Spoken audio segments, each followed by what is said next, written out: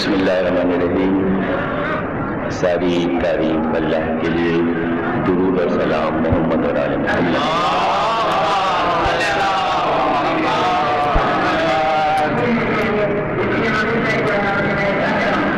مجالس تفسیر قرآن کی تیسری تقریب آپ اللہ سماعت فرما رہے ہیں.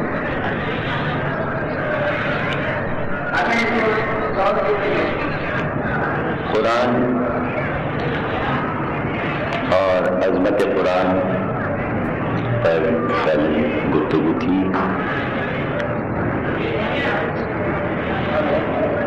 نزول قرآن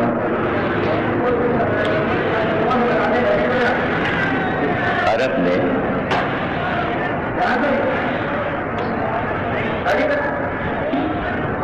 مکے میں 1400 برس قبل ہوا. اب غور و فکر کی بات یہ ہے سوچنے کی کہ قرآن عرب میں ہی کیوں اترا, مکے میں ہی کیوں اترا.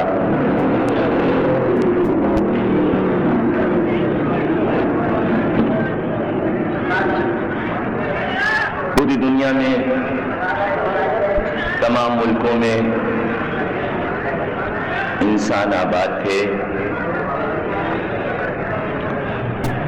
تو وہاں آخری کتاب نازل ہوتی کہ جہاں ایسی آبادیاں تھیں کہ جو تہذیب یافتہ تھیں,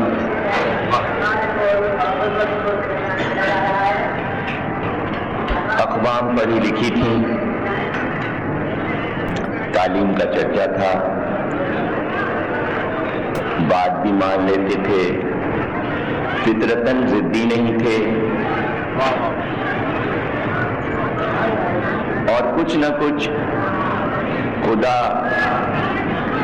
کا ایک تصور ان قوموں کے پاس پایا جاتا تھا. یونان ایک ترقی یافتہ ملک تھا, ترقی یافتہ تہذیب تھی, اور علم کا چرچا تھا, اور دنیا کے تمام علوم پر کام ہو چکا تھا. بڑے بڑے فلسفی پیدا ہو چکے تھے یونان میں, سقراط, ارسطو, افلاطون. فلسفہ, سائنس, ادب, ہر موضوع پہ وہاں کتابیں بھی لکھی جا چکی تھیں, بحث اور مباحثے بھی ہو چکے تھے, اکیڈمیز بن چکی تھیں, درسگاہیں بن گئی تھیں, کالج, اسکول اور یونیورسٹیز بھی قائم ہو چکے تھے. قرآن آنے سے کوئی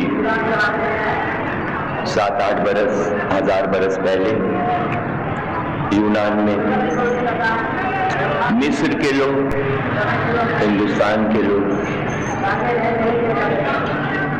تمام ملکوں, تہذیبوں, آبادیوں کو چھوڑ کر اللہ نے عرب کا انتخاب کیا کہ یہاں آخری نبی بھی آئے اور ہماری آخری کتاب بھی آئے, اور اس کا اہتمام 5000 برس پہلے شروع کیا. اللہ کے یہاں کوئی کام تڑپڑ نہیں ہوتا,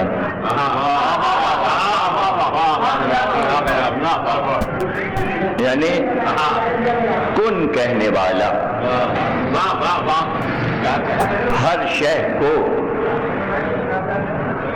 سیکنڈ اور لمحوں میں تخلیق کرنے والا, ایک تہذیب بنانے کے لیے, ایک آخری دین کی تکمیل کے لیے, اپنی سب سے شاہکار کتاب بھیجنے کے لیے, اپنا سب سے عظیم نبی بھیجنے کے لیے ایک اہتمام کرتا ہے جگہ پہلے تو پلاٹ تلاش کرتا ہے کہ کہاں بلڈنگ ہم بنائیں گے، ہیڈ کوارٹر کہاں ہوگا۔ اگر انسانوں کے ہاتھ میں ہوتا، انسانوں سے کہا جاتا کہ بھئی 5000 برس کے بعد ایک نبی آئے گا اور ایک کتاب نازل ہوگی اور ایک بہت بڑا دین پوری دنیا میں ترقی کرے گا، اس کے لیے ابھی سے ہم چاہتے ہیں کہ ایک مکان بنا دیا جائے، ایک جگہ کا انتخاب ہو جائے اور تم جاؤ اور پوری دنیا میں جا کر اچھی سی جگہ تلاش کر کے جگہ کا انتخاب کرو کہ جہاں ایک بلڈنگ بن جائے اور 5000 برس کے بعد وہاں پر ہم اپنے آخری دین کا آغاز کریں گے۔ تو انسانوں کے سپرد یہ کام ہوتا تو انصاف سے بتائیے کہ وہ کس جگہ کا انتخاب کرتے؟ کیا کہنا؟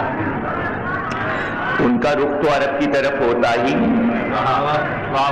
وہ ان صحراؤں اور ان پہاڑیوں کے بارے میں تو سوچتے ہی نہیں، وہ تو اچھی سے اچھی وہ جگہ تلاش کرتے جہاں باغات ہو، زرخیزی ہو، درخت ہو، زمین سے دانہ اٹھتا ہو، قریب میں کوئی دریا ہو، دریا کا کنارہ ہو اور دریا کے کنارے ایک بلڈنگ بنے۔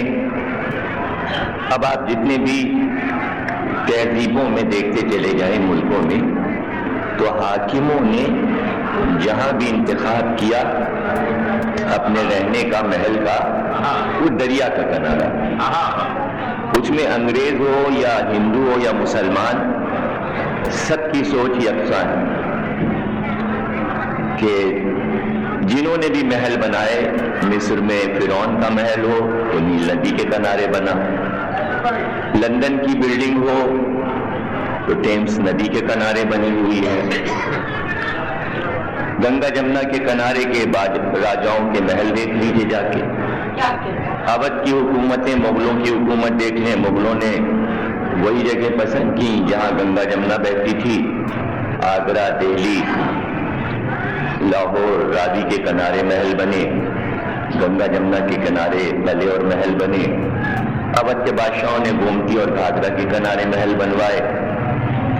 یعنی فرعون اور نمرود کے دور سے لے کر آج بھی اس جدید دور میں بھی سرکاری عمارتیں زیادہ تر دریا کے کنارے بنتی اور ان جگہوں کا انتخاب ہوتا ہے کہ جہاں آسانی سے درخت اگائے جا سکیں۔ ہوائی جہاز کے ذریعے ایوب خان کو زمین دکھائی گئی اسلام آباد کی کہ یہ خطہ ہم نے پسند کیا ہے دارالحکومت کے لیے، کافی عرصے ریگستان میں دارالحکومت رہا، لیکن آخری فیصلہ یہی ہوا کہ ایسی جگہ چلو کہ جہاں درخت جلدی سے اگائے، جہاں درخت اگائے جا سکیں، جہاں پانی ہو، پانی کا بھی آرام ہو، پھل پودے پھول بھی ہوں۔ تو انسان کی سوچ اور اللہ کی سوچ کا اگر آپ موازنہ کرنا چاہیں تو زمین و آسمان کا فرق ہے، محاورتاً نہیں بلکہ جتنا فاصلہ ہے زمین اور آسمان، جتنا اسپیس ہے، اتنے اسپیس کا فاصلہ جو ہے وہ سوچ میں اللہ اور بندے کی سوچ میں ہے۔ اللہ کی سوچ دیکھیے ذرا کہ اس نے آخری کتاب، آخری نبی، آخری ہیڈ کوارٹر کے لیے ایک ایسی جگہ تلاش کی کہ جو جگہ بندوں سے نگاہ غیب میں تھی، یعنی وہاں تک انسان کی نظر ہی نہیں پہنچی تھی کہ یہاں پر کوئی بلڈنگ بن سکتی ہے، یہاں کوئی عمارت تعمیر ہو سکتی ہے۔ دیکھیے بات میں نے تمہید میں ساری کہہ دی، اس میں سے نقطے آپ خود نکالتے چلے جائیں۔ جب تک دریا نہیں ہوگا گارا کیسے بنے گا، بلڈنگ بنے گی کیسے؟ یہ محل کے کنارے عمارتیں بادشاہ کیوں بناتے تھے؟ سب سے اہم چیز آبادی کے لیے پہلی چیز پانی ہے. یعنی جن جانوروں پر پتھر لاد کر لائے جائیں گے وہ جانور پانی کہاں سے پیئیں گے؟ جو مزدور بلڈنگیں بنائیں گے تو وہ پانی کہاں سے پیئیں گے؟ یعنی ہر جانور، ہر انسان، ہر نباتات و جمادات کی ضرورت پانی ہے. کیا کہنا ہے؟ جملہ میں کہہ گیا کہ حیوان کے لیے تو پانی ہے، انسان کے لیے پانی ہے، درخت کے لیے پانی ہے، لیکن ایک قیمتی جملہ میں نے یہ کہا کہ جمادات یعنی پتھر کے لیے بھی پانی. حالانکہ پتھر پانی نہیں پیتے، لیکن جب آپ بلڈنگ بنائیں گے تو وہی پتھر کی چٹان جب سیمنٹ کا برادہ بنا اور پانی میں لیس پیدا ہوا تو پتھروں نے پانی پی کر اپنے آپ کو اتنا مضبوط کیا کہ صدیوں دیواریں ہلتی نہیں. یعنی پتھر جب پانی پیتا ہے تو پانی پی کر خم ٹھوک کر مقابل آتا ہے کہ ہمیں گرا کر دکھاؤ، ہم پانی پیے ہوئے ہیں گھاٹ گھاٹ کا. یعنی ایک پتھر کو بھی آپ ہلا نہیں سکتے اگر چٹان کو آپ نے پلاسٹر سے محفوظ کر دیا ہے تو اثر اس میں پانی کا ہے. تو جب پتھر میں پانی کا اثر آ جاتا ہے، بھائی پتھر میں فطرت پیدا ہو جاتی ہے پانی سے کہ ہم نے ایسے دریا کا پانی پیا ہے کہ ہم ثابت قدم ہیں، ہمیں کوئی ہلا نہیں سکتا. تو اللہ کا تقاضا انسان سے بھی ہے کہ پانی جو تم نے پیا ہے اس پانی کا اثر بھی تو دکھاؤ. دیکھیے اثرات پانی کے جاتے ہیں. تو اللہ نے کہا نہیں، کسی دریا کی ضرورت نہیں ہے. دریا بہت بہتے ہیں، چشمے بہت بہتے ہیں، ہم تو انتخاب نہیں کریں گے. نہ مصر میں، نہ ہندوستان میں، نہ یونان میں، نہ یورپ میں، جہاں جہاں سرسبز و شاداب باغات ہیں وہاں یہ نبی نہیں آئے گا، وہاں یہ کتاب نہیں آئے گی. ایک ایسی جگہ کا انتخاب کہ ہم پہلے یہ اعلان کر دیں اور ابراہیم کو یہ بتا دیں کہ وہاں پر زراعت نہیں ہو پاتی. پہلا جملہ یہی ہے کہ وہ زمین جہاں ہل نہیں چل سکتا، جہاں پر دانا نہیں بویا جا سکتا، پتھر ہی پتھر ہیں، اس میں دانا کیا بویا جائے گا، ہل کیسے چلے گا؟ تو کہا گیا ابراہیم ایسی زمین کا ہم نے انتخاب کیا ہے. 2 پہاڑیوں کے بیچ میں ایک وادی ہے، وادی وہ کہ جہاں برساتی نالا بہے. وادی اس کو کہتے ہیں عرب میں، وادی اس جگہ کو کہتے ہیں کہ 2 پہاڑیوں کے بیچ میں پتلی سی ایک جگہ ہوتی ہے، اونچی اونچی پہاڑیوں کا پانی بہ کر نالے کی شکل میں جب پہاڑیوں کے درمیان سے گزرتا ہے برساتی پانی تو وہ جگہ وادی کہلاتی ہے. تو وہ بڑی بڑی چوڑی چوڑی جگہیں بھی ہوتی ہیں، تو وہ وادی تھی. 2 پہاڑیاں صفا اور مروہ کے درمیان میں ایک وادی، نشیب میں ادھر ادھر اونچے اونچے مقامات اور سب سے نیچا مقام وہ نالا تھا. یعنی اگر پہاڑیوں کے پیچھے آپ کھڑے ہو جائیں تو وہ جگہ نظر نہ آئے، اتنے نیچے اتنے نشیب میں وہ نالا. تو ہم نے اس جگہ کا انتخاب کیا ہے اور وہاں کوئی درخت نہیں لگا، کانٹے دار درخت بھی نہیں. پھول والے پھل والے درختوں کو تو چھوڑ دیں، یعنی چٹانوں میں اکثر درخت ایسے نکل آتے ہیں کہ جیسے ببول کا درخت نکل آتا ہے، بیری کا درخت نکل آتا ہے، کانٹے دار درخت پتھروں میں سے نکلتے ہیں، پتھروں میں سے کانٹے ہی والے درخت نکلتے ہیں. مٹی میں سے پھول والے نکلتے ہیں اور پتھروں میں سے کانٹے والے نکلتے ہیں. یہ بھی کچھ وجوہات ہیں، کبھی ذکر ہو جائے گا اس کا بھی. تو وہاں کانٹے والے درخت بھی نہیں، یعنی سایہ تو وہاں ہے ہی نہیں. میں تمید بڑی محنت سے کر رہا ہوں تاکہ میں پہلی وحی سنا سکوں. آج میں آغاز کر رہا ہوں، یعنی قرآن اترنا کیسے شروع ہوا یہ ہم سورہ پڑھیں گے، سورہ اقرا. اور جب تک گفتگو اس پہ چلے گی ہم بات کریں گے، لیکن اس تمہید کو یعنی سورہ پڑھنے سے پہلے ایسے نہیں مزہ آئے گا کہ میں سورہ پڑھ دوں خالی، جب پہلی وحی آ گئی اقرا نازل ہو گیا اور بس اسلام شروع ہو گیا۔ نہیں بھائی، اسلام شروع کرنے کے لیے کتنے پتھر بیلے گئے ہیں، کتنے پتھر ڈھوئے گئے ہیں، تب اس کے بعد یہ کام ہوا ہے۔ اور ایک آدمی سے سارا کام، کہ کوئی قوم جمع کی جائے، بہت سے کئی ہزار آدمی ہو، سب مل کے یہ کام کریں، نہیں، ہم ایک آدمی سے سارا کام لیتے ہیں۔ کام دیکھیے کتنا ہے میں، ہم یہ چاہتے ہیں کہ وہ جگہ جو ہے ابراہیم ایسی ہے کہ وہاں کبھی انسان کا گزر ہی نہیں ہوا۔ آپ کیا بولتے ہیں؟ آپ کہتے ہیں نہ آدم نہ آدم زاد، یعنی ادھر سے ملک بھی نہیں گزرا، فرشتہ بھی نہیں گزرا، جنات بھی نہیں گزرا، انسان بھی نہیں گزرا۔ بھئی ادھر سے کیوں گزرے؟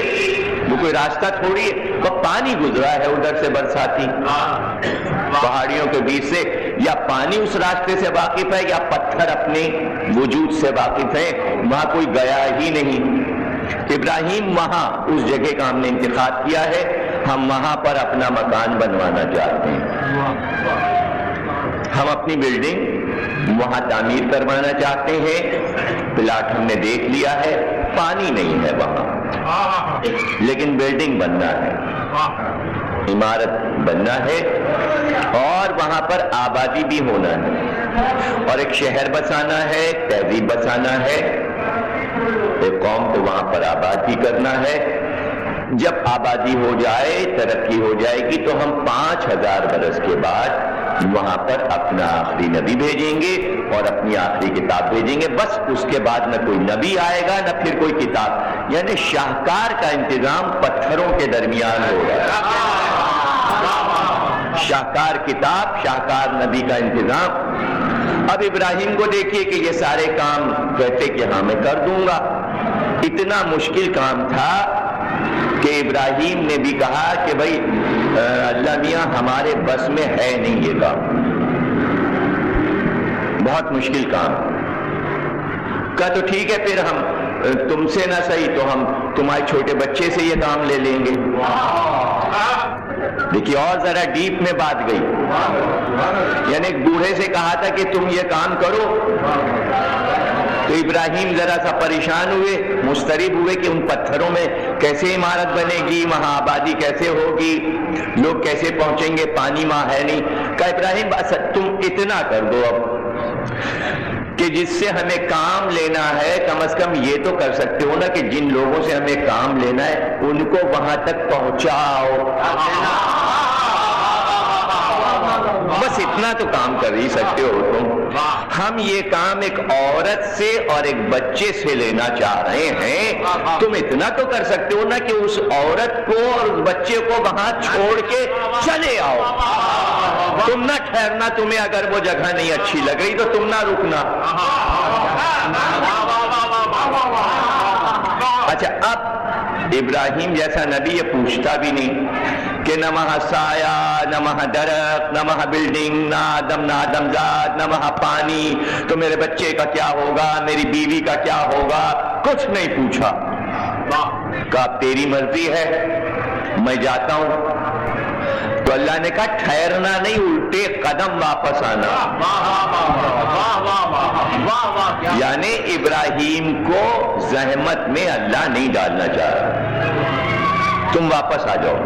اس لیے واپس آ جاؤ کہ تمہارا ایک خاندان جو ہے وہ سر سبز و شاداب جگہ آباد ہے، فلسطین میں درخت ہیں، پھول ہیں، پودے ہیں، اچھی اچھی بلڈنگیں ہیں، یہاں تمہاری بیوی، تمہارا ایک بچہ، پورا خاندان یہاں رہتا ہے، یہ جگہ تمہارے گھر والوں کو بہت پسند ہے، سر سبز و شاداب ہے، تم واپس آ جانا ان کے لیے، ان کی خاطر، اور انہیں چھوڑ دینا، کوئی پرواہ نہیں ہے، بس تم بچے کو اور اس کی ماں کو وہاں چھوڑ کر واپس آ جانا۔ لے آئے ابراہیم۔ اب ذرا یہی سوچئے کہ راستہ کیسے تلاش کیا ہوگا، ایک ایسی جگہ کہ جس کا کوئی پتہ ہی نہیں ہے، نہ کوئی وہاں بورڈ لگا تھا، نہ شاہراہوں پہ سنگ میل کے پتھر لگے تھے کہ ابراہیم راستہ دیکھتے ہوئے جاتے۔ اب میں پوچھتا اگر ابراہیم ہوتے تو خدمت میں جا کر کہ آپ نے فلسطین سے چل کر وہ راستہ تلاش کیسے کیا؟ اللہ نے آپ کو نقشہ پتہ کیسے سمجھایا کہ آپ ملکوں سے گزرتے ہوئے اور وہاں پر اس صحرا اور پہاڑیوں سے ہوتے ہوئے اسی جگہ پہنچ گئے اور آپ نے اس جگہ کو پہچان لیا؟ تو ابراہیم بتا دیتے کہ کیسے گیا، کیا ہوا، پہنچ جاتے۔ تو شاید آپ کے دماغ میں تجسس ہو کہ ہاں کیسے پہنچے، تو جلدی سے میں بتا بھی دوں کہ کیسے پہنچے۔ ابراہیم نے کہا تھا نا کہ مجھے دکھا۔ بھئی نبی کا کہنا دکھا تو صرف اتنا تھوڑی کہ مردوں کو کیسے زندہ کرتا ہے، یعنی جب وہ کہہ دے کہ دکھا تو اب دکھا میں جو جو آتا ہے سب دکھا دیا۔ تو جواب میں اللہ نے کہا ہم نے اپنے بندے ابراہیم کو کائنات کا ہولڈ دکھایا، یعنی سارے پردے ہٹا دیے، ساری زمینیں، سارے ملک، یہاں سے لے کر ملکوت تک، کیا کہنا، یعنی جتنے آسمان، عرش، کرسی، لوح ہیں، سب کے پردے ابراہیم کی نگاہ سے ہٹ گئے۔ اب کون سا راستہ تھا جو نہیں دیکھا، کون سی جگہ تھی جسے نہیں پہچانا؟ تو اب پتوں کا کیا مسئلہ ہے؟ پتہ چلا اللہ کے ہادی کے لیے راستے کا مسئلہ نہیں ہوتا، اس کو بس یہ بتا دیا جاتا ہے کہ فلاں مقام پر تمہیں پہنچ جانا ہے۔ تو وہ دور تھا، 5000 برس کے بعد اتنی ترقی ہوئی کہ ہادی کا جانور بھی بتا دیتا ہے وہ جگہ آ گئی، وہ جگہ آ گئی۔ صرف حسین نہیں جانتے ہیں اس جگہ کو، ان کا گھوڑا بھی جانتا ہے کہ یہ وہ جگہ ہے جہاں آنا تھا۔ آ گئی وہ جگہ، گھوڑا رک گیا، ترقی ہو گئی ہے۔ ہدایت کی تاریخ میں 5000 برس میں یہ ترقی ہوئی۔ راستہ تو بچپن میں بتایا جا چکا ہے، 5 سال کی عمر میں نقشہ دے دیا گیا تھا، حسین یہاں جانا ہے۔ اس وقت وہاں پر ذوالجنا موجود نہیں تھا،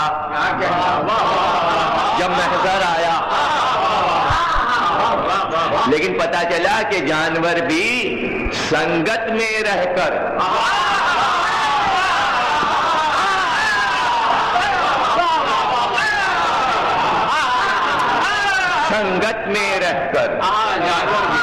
ذوالجنا جو ہے وہ صحابی ہے، یہ خیال رکھیے گا۔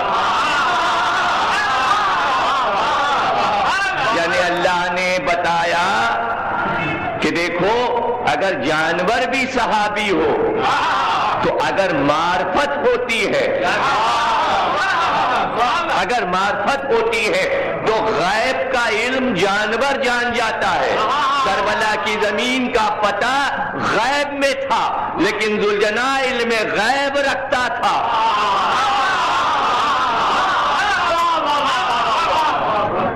علم غیب رکھتا تھا، تو اس جگہ کو اس نے پہچان لیا اور قدم رک گئے۔ تو اب ابراہیم کے لیے کیا مسئلہ ہے جگہ کو پہچاننا؟ پہنچ گئے، کائنات کا ہول دیکھ چکے تھے، ایک ایک جگہ دیکھ چکے تھے، وہاں پہنچنا ہے۔ جملہ سنیے گا، جب چھوڑ کر چلنے لگے گھوڑے سے نہیں اترے، اس لیے کہ حکم تھا کہ رکنا نہیں ہے، تو اب گھوڑے سے ہی نہیں اتر رہے۔ تو ہاجرہ نے کہا کہ پھر ہم کو اور اس بچے کو کس پر چھوڑا اگر آپ واپس جا رہے ہیں؟ تو اب جواب دیکھیے گا، جس نے بھجوایا ہے، جس نے یہاں بھجوایا ہے اسی پر تم دونوں کو چھوڑ کر جا رہا ہو۔ تو کا حکم یہ ہے کہ نہ رکوں، کا تو نہ اتریے گھوڑے سے۔ یہ دیکھیے یہ وعدے عام وعدے تھوڑی ہیں، یہ دوست کے وعدے ہیں۔ دوست کا وعدہ دوست سے ہے، خلیل کا وعدہ دوست سے ہے۔ تو اب دوستی میں خلل آ جائے گا اگر گھوڑے سے اتر جائے گا۔ یہ کامل کام کیا کرتے ہیں، محسنین ہیں، سجا کے کام کو کرتے ہیں کہ اگر گھوڑے سے اتر گئے تو یہ ہو جائے گا صاحب وہاں ٹھہرے، قدم تو رکھ دیا نا زمین پہ. تو جناب حاجرہ نے کہا اچھا نہ اتریے، اپنے قدم زمین پہ نہ رکھیے، تو کم از کم آپ ایسا تو کر سکتے ہیں نا کہ گھوڑے کو اس پتھر کے قریب لے آئیں. ایک اونچا سا پتھر وہاں رکھا ہوا تھا، اور رکاب سے پیر نکال کر اس پتھر پہ رکھ دیجئے تاکہ ایک سہارا ہو جائے. آپ سر جھکائیے تاکہ میں سر کی گرد تو جھاڑ دوں، میں آپ کا سر تو صاف کر دوں اپنی چادر سے. کہاں یہ ہو سکتا ہے؟ تو اس پتھر کے قریب گھوڑے کو لائے، رکاب سے پیر نکالا، پیر رکھ کر جھکے. حاجرہ نے اپنی چادر سے سر کو صاف کیا. نہیں سمجھا؟ ارے بیوی بھی تو معرفت رکھتی ہے نا، وہ چاہتی ہے کہ میرے شوہر کے سر کی مبارک گرد اس زمین پر جھڑے، تو ان ذرات کی برکت سے جب آبادی ہو تو ان ذروں میں عصمت کے سر کی گرد کے ذرات ٹپک جائیں، ہو جائیں، بیج گر جائیں، تاکہ زمین زرخیز ہو جائے. بیوی ہو تو ایسی جو سارا کریڈٹ یوں لکھوا دے شوہر کے نام. معرفت ہونی چاہیے. ابراہیم واپس چلے گئے، اور چونکہ یہ کہہ گئے تھے کہ جس نے بھجوایا بھائی اس پہ چھوڑا ہے، تو اب حاجرہ کو بھی کوئی پرواہ نہیں. اب ہمت، جرأت، ہدایت، اطاعت شوہر، اطاعت الہی، سب کچھ اپنی جگہ، ممتا اپنی جگہ. یہ ساری چیزیں مل کر بھی ممتا کا مقابلہ نہیں کر سکتی. ممتا تو سمجھتے نا، بچے کی محبت کی تڑپ جو دل میں ہوتی ہے، اس کے مقابل اطاعت الہی، اس کے مقابل ہدایت، اس کے مقابل جرأت، ہمت، سب کچھ ہاتھ باندھے. تڑپ ممتا کی طرف. کیا تڑپ؟ بچہ پیاسا ہے، بچہ پیاسا ہے.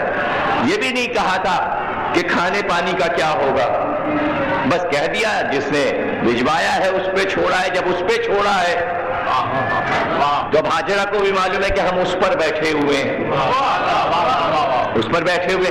لیکن اس پر بیٹھے ہوئے میں ممتا آڑے نہیں آتی، بیٹھی رہتی کہ پیاسا ہے تو اب وہ بھیجے گا پانی، ختم ہو گئی بات. نہیں، آپ غور نہیں کر رہے ہیں. میں ایسی جگہوں سے آپ کو لے کے چل رہا ہوں کہ سنی ہوئی چیز ہے آپ کی، لیکن اس کی باریکیوں پہ نظر نہ ہماری ہے نہ آپ کی. ہم اس لیے پڑھتے ہیں تاکہ ہماری نظر میں بھی وہ چیزیں آ جائیں جو ابھی نہیں سامنے آئی ہیں. یعنی بیٹھی رہتی کہ بچہ پیاسا ہے، ہوا کرے اب اکڑی ہوئی بیٹھی رہتی، تو نے بھجوایا بھیج پانی، میں نہیں جانتی.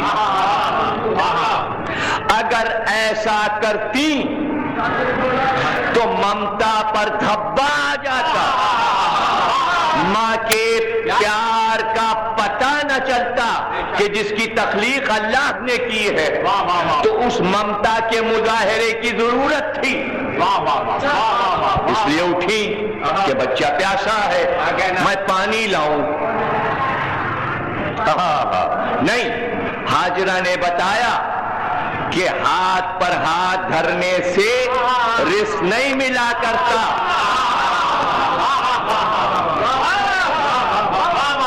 ماں نے بتایا. اچھا بھائی، ماں ہی کا اثر تو بیٹے میں آتا ہے. اگر بیٹھی رہتی تو اولاد بھی بیٹھی رہتی. بھائی صدیاں گزر گئیں، سب بیٹھے ہوئے ہیں مکے میں، اس نے بھجوایا ہے وہی کھانا بھیجے، وہی پانی بھیجے.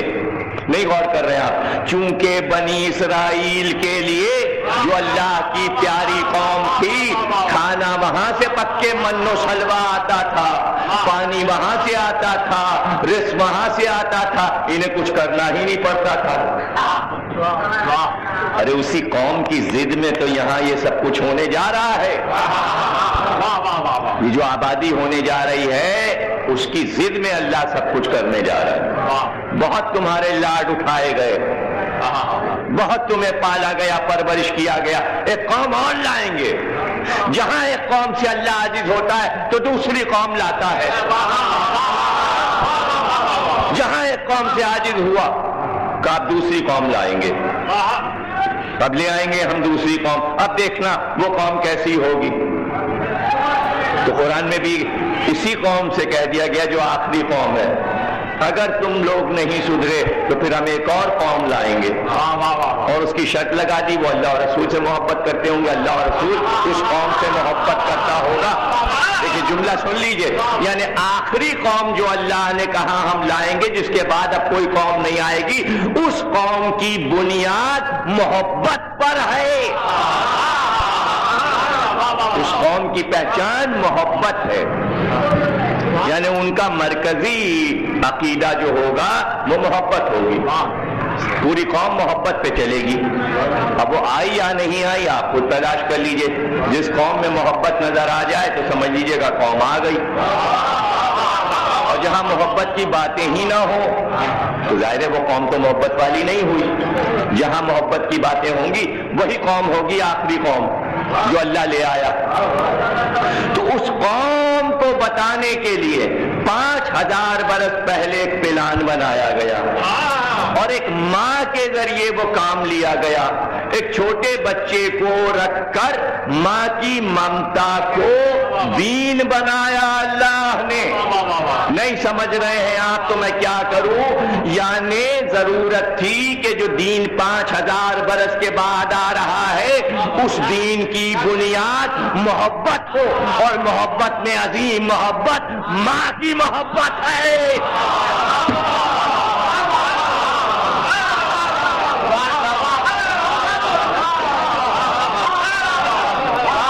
بغیر محبت کے اللہ نہیں چاہتا کہ آخری نبی آئے اور آخری کتاب آئے.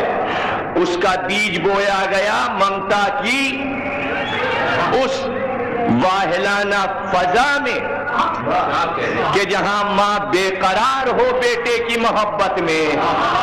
توجہ کیجئے گا, کیوں نہ کہہ دوں میں کہ اس دین کی جب تکمیل ہوگی, آج آغاز ہے تو ایک ماں کی محبت ہے, ایک ماں ہے اور ایک بیٹا ہے. جب تکمیل ہوگی تو اس وقت بھی ایک ماں اور ایک بیٹا قیامت تک. جب آغاز ہوا تھا تو ہاجرہ اور اسماعیل, جب اختتام ہوا تو فاطمہ اور حسین.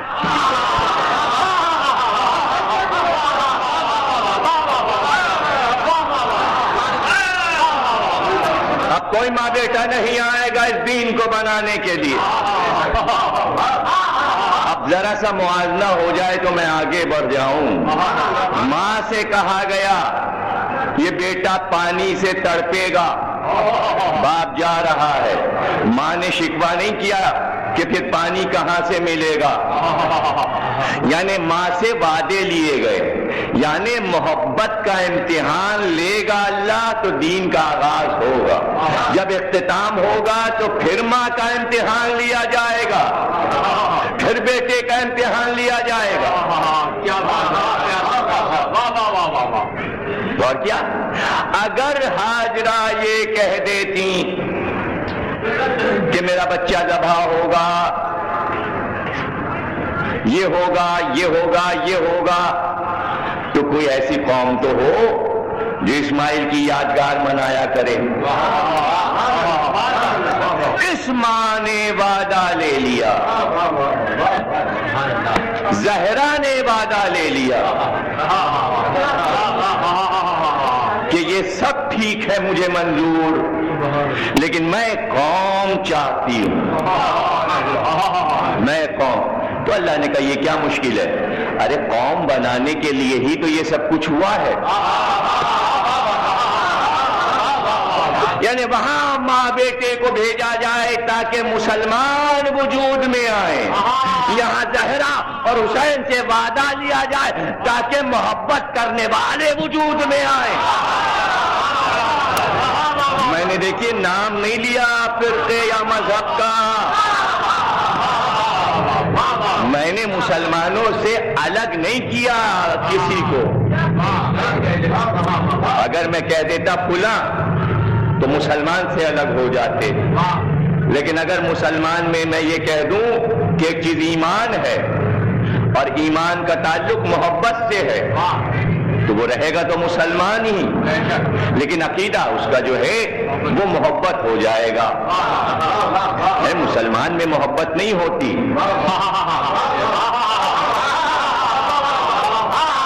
مسلمان میں محبت نہیں ہوتی، یہ میں ثابت کر سکتا ہوں۔ محبت نہیں ہوتی، محبت تو پیدا ہی اس دن ہوتی ہے کہ جب محبت کا کوئی کام ہو۔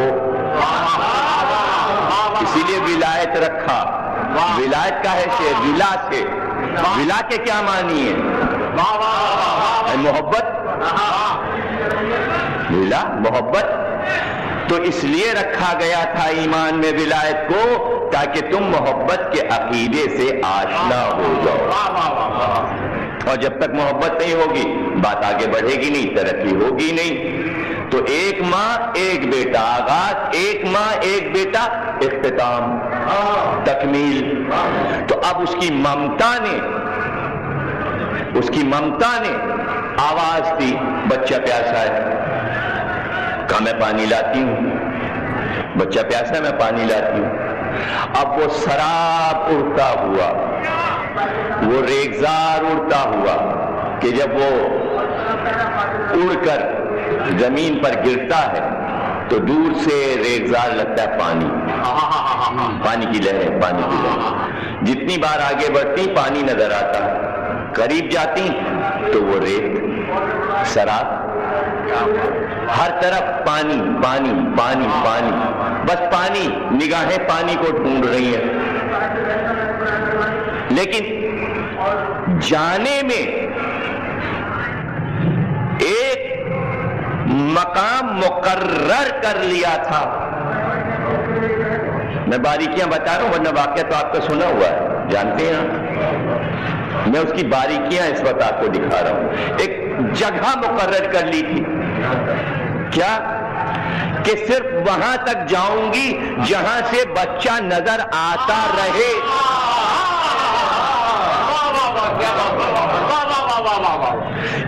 اور اس جگہ پر جب پہنچ جاتی تو مڑ کے دیکھتی تھی کہ اسماعیل نظر آ رہے ہیں۔ دیکھیے ریگستان میں یہ ہوتا ہے کہ چونکہ کوئی راستہ تو ہوتا نہیں، تو ریگستان والا یہ جانتا ہے کہ اگر ہم آگے بڑھ گئے تو تھوڑی دیر میں ریت کی دیوار آ جائے گی، جب واپس پلٹیں گے تو پتہ بدل جائے گا، راستہ بدل جائے گا، تو راستہ کھو جاتا ہے ریگستان میں۔ اس لیے جو ماہر لوگ ہوتے ہیں وہی راستہ بتاتے ہوئے چلتے، پورے کارواں کو راستہ نہیں معلوم ہوتا عرب میں، ریگزاروں کے راستے صرف ان کو معلوم ہوتے ہیں جو ناکہ لے کے چلتے ہیں، وہی ایک پہچان رکھتے ہیں کہ اس ریگستان میں سڑکیں تو ہوتی نہیں، درخت تو ہوتے نہیں، کوئی پہچان نہیں ہوتی۔ آج اس ترقی یافتہ دور میں آپ پہچان بنا لیتے ہیں، بھائی اسی پتے پہ واپس آنا ہے، یہ موڑ ہے، یہ دیکھنا ہے، یہ نیم کا درخت لگا ہوا ہے، دیکھو یہ سائن بورڈ لگا ہوا ہے، پتہ نہ بھول جانا۔ اس بڑے شہر کراچی میں بھی آپ نشانیاں بنا لیتے ہیں، وہ تو ریگستان ہے، نہ درخت ہے، نہ عمارت ہے، نہ کوئی جگہ ہے، نہ کوئی آدمی ہے کہ جسے پتہ پوچھیں، تو اس میں بھی کسی ماہر کی ضرورت ہوتی ہے کہ جو اس ریگستان میں بھی پتے تلاش کر لے۔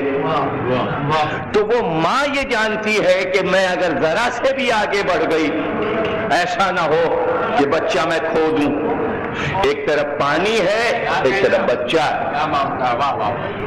تو اب جگہ مقرر کر لی، تو جگہ جو مقرر کی تو وہ دونوں پہاڑیوں کے درمیان صفا اور مروہ، ایک پہاڑی کے قریب ہے اسماعیل اور دوسری تک جاتی ہیں، اور وہیں سے پھر واپس آتی ہیں بچے کو دیکھنے، پھر اٹھتی ہیں، پھر خیال آتا ہے شاید پانی مل جائے۔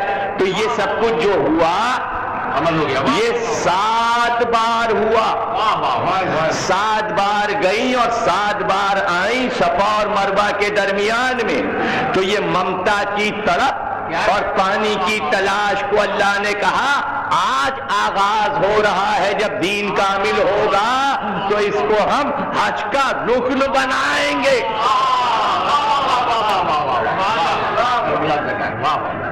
عقیدہ کیوں بن گیا یہ کہ اب ہر حاجی وہ کرے جو حاجرہ نے کیا؟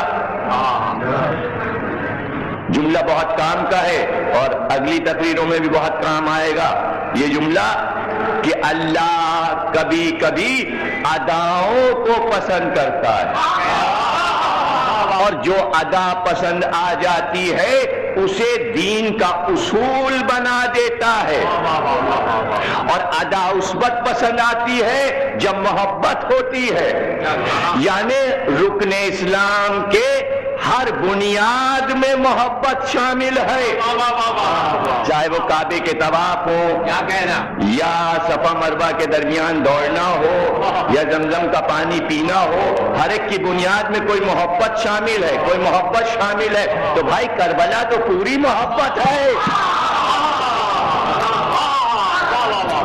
کون سا رکن ہے کربلا کا جو محبت سے خالی ہے؟ تو احکامات دین وہی بنتے ہیں جس میں محبت ہو۔ کربلا کی تاریخ سے اور عزاداری سے پریشانی نہیں ہونی چاہیے، ہر بنیاد میں محبت ہے۔ ان کا عالم کو یہ کیا ہے؟ چھڑی، ایک ڈنڈا، ایک کپڑا لگا لیا، پنجا لے کے آ گئے۔ ارے ہم یہ ڈنڈا تھوڑی دیکھ رہے ہیں، یہ پٹکا تھوڑی دیکھ رہے ہیں، اس کے پیچھے ایک چچا کی بھتیجی سے محبت ہے۔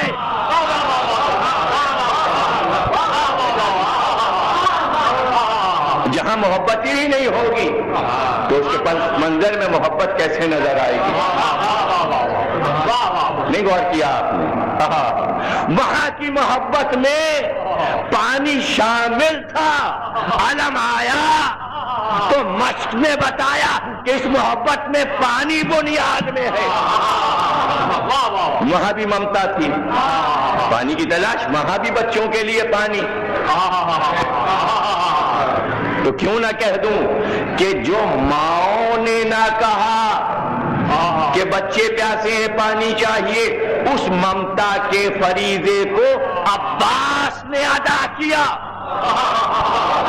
مرد کے لیے مشکل ہے کہ جذبات ماں کو ادا کر سکے، جو ماں کا فریضہ ہوتا ہے باپ نہیں ادا کر پاتا۔ یہ عباس کا کمال تھا کہ ایسی ماں کے گود میں پلا تھا کہ ممتا کی عظمت سے واقف تھا بیٹا، کہ اس سے پہلے کوئی ماں پکار کر کہے کہ اب بات پانی نہیں ہے۔ اور یہ غور کیجئے گا کہ وہ عہدہ، وہ منصب جو فوج میں سب سے بڑا ہوتا ہے، یعنی علم، عباس نے اس عہدے کو قربان کر دیا مودت پر۔ چونکہ یہ علم، اب جملہ سنیے گا، چونکہ یہ علم سکینہ کی پیاس پہ قربان ہوا ہے، اس لیے ہم نے بلند کیا ہے کہ اب اسے بلند کر دو، اس میں بلندی ہے۔ یہ مودت کو سمجھا، عہدہ، منصب، علم اور علمدار۔ پانی کیا مشکل ہے؟ 7ویں بار واپس آئیں تو بیٹے نے جہاں ایڑی رگڑی تھی وہاں چشمہ جاری تھا۔ جب کوشش دیکھ لی تو اب کہہ دوں زمین بھی ماں ہے۔ بھائی آپ کہتے نہیں مدر لینڈ، مادر وطن، ماتر بھومی، سنسکرت میں کہتے ہیں ماتر ماں، بھومی زمین، ماتر بھومی، مدر لینڈ، مادر وطن ماں ہے۔ اچھا کیوں زمین کو ماں کیوں کہا؟ زمین کو ماں ہر قوم نے کیوں کہا؟ بھائی جب پیدا ہوتے ہیں تو ماں کے گود میں لیٹ کر اس کے دامن کے نیچے،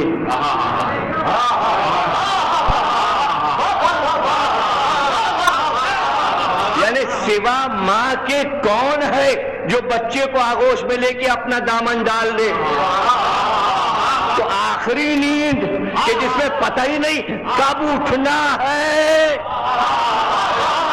تو وہ آغوش، آخری آغوش اور ایک دامن، ادھر آغوش میں آئے، ادھر زمین نے اپنا دامن ڈالا، ماں کی طرح قبر نے گود میں لیا تو کہا یہ ماں ہے جو اپنے دامن میں چھپا لیتی ہے ہمیں، جیسے ماں اپنی گود میں لے لیتی ہے اس طرح یہ زمین انسان کو اپنی گود میں لے لیتی. تو کہا یہ ماں، تو ممتا تو ہے نا بھائی، جبھی تو اپنے دامن میں چھپا کر ڈھک لیتی ہے اور انسان کو اپنی گود میں لے لیتی ہے، تو ہے نا فطرتی طور پر ممتا تو زمین میں ہے نا. اسی لیے تو امید کر رہے تھے اس ایک جملے کے لیے کہ جب ایک ماں کو اس ماں نے دیکھا کہ بچے کے لیے تڑپ رہی ہے تو اس نے اپنے شکم کو اگل دیا، یعنی زمین بھی تڑپ گئی. ماں کی محبت دیکھ کر زمین تڑپ گئی اور اپنے آپ کو چاک چاک کر لیا، یعنی اپنے سینے کو چاک کر لیا اس ماں نے. یہ محبت آئے نہیں تھے. توجہ کیجئے گا، ابراہیم بھی آئے تو ابراہیم جیسے نبی نے بھی یہاں قدم نہیں رکھا جب ماں کو بچے کی ایڑی سینے پہ محسوس ہوئی.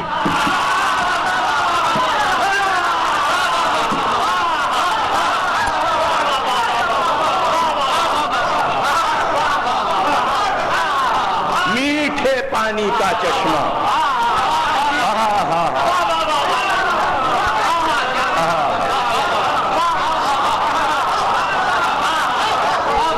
اپنے سینے کو بچے کے لیے.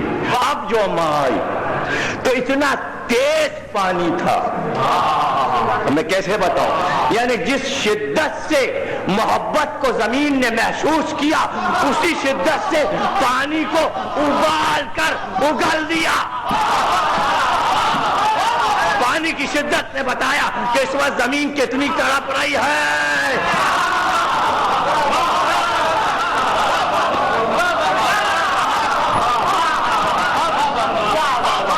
خدا کی قسم اگر آپ یہ سب محفوظ کر لیں تو صرف زمزم کے پھوٹنے کا منظر آنکھ سے دکھا رہا ہوں. جو کام شاعر کرتے ہیں نا وہ میں نثر میں کر رہا ہوں. آپ اپنی آنکھ سے زمزم کو پھوٹتے دیکھ رہے ہیں. بزم رسول ہے. اور صحابی نے پوچھا زمزم کے کیا معنی ہے؟ مسکرائے کہ خدا رحم کرے میری ماں ہاجرہ پر کہ پانی جب پھوٹا تھا تو اتنا تیز تھا کہ پوری پہاڑی پر ایک دریا جاری ہو گیا تھا. تو میری ماں ہاجرہ ریت جمع کر کے لاتی اور پانی کے چاروں طرف دیوار اٹھاتی کہ پانی رک جائے، پانی رک جائے. لیکن پانی کبھی ادھر کی دیوار توڑتا کبھی ادھر کی دیوار توڑتا اور وہ چاروں طرف بار بار جاتی اور دیوار اٹھاتی جاتی، دیوار اٹھاتی جاتی کہ پانی یہاں رک جائے، پانی یہاں رک جائے. توجہ کیجئے گا، اب دو ماؤں کا آپس میں موازنہ ہے.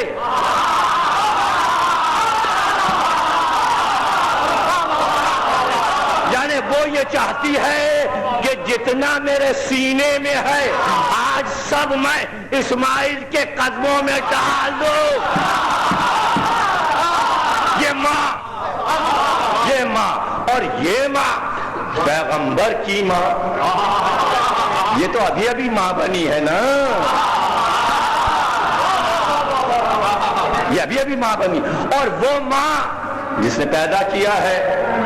تو اب کہتے ہیں نبی کہ ایک بار میری ماں ہاجرہ نے اپنی زبان میں، کہ عربی نہیں بولتی تھی ہاجرہ، یاد رکھیے گا، نبتی ہیں، نبتی مصری ہیں، مصری زبان بولتی تھی. اسماعیل احسان مند نہیں ہے عربی کے، ان کی مادری زبان عربی نہیں ہے. اسماعیل کی مادری زبان عربی نہیں ہے، مصری نبتی زبان ہے. باپ کی زبان عربی ہے. جب دونوں زبانیں عبرانی ہے، جب دونوں زبانیں ملی یعنی نبتی اور عبرانی تو عربی پیدا ہوئی. تو یعنی تہذیب بنانے کے لیے اللہ جو آخری کتاب اتارنا چاہ رہا ہے اس کے لیے ایک زبان بھی بنوانا چاہتا تھا کہ زبان بھی یہیں بنے, تہذیب یہاں بنے, عمارت یہاں بنے, پھر نبی آئے گا, پھر کتاب آئے گی. گفتگو تو یہ ہے نا. تو اپنی زبان میں ہاجرہ نے کہا رک جا. جب دیکھا کہ پانی مان نہیں رہا ہے, چشمہ بڑھا چلا جا رہا ہے, تو اپنی زبان میں دونوں ہاتھ اٹھا کر 2 بار کہا رک جا. تو جب مصری اپنی زبان میں کہا تو لفظ یہ تھے زم.